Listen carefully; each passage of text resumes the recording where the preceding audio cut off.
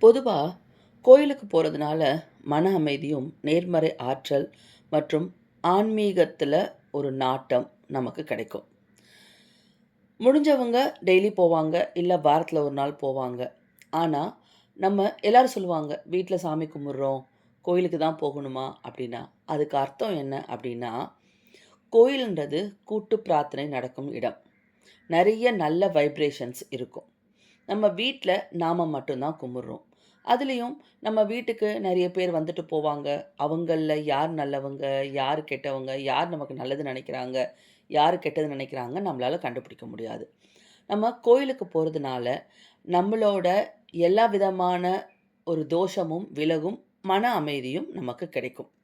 இப்போ எந்தெந்த கோயிலுக்கு போறதால என்ன பலன் அப்படின்றத பத்தி பார்க்கலாம். சிவபெருமான் கோயிலுக்கு போறது நிம்மதி, முக்தி, பயம் இல்லாம இருக்கிறது, கர்ம வினை நீங்கும்.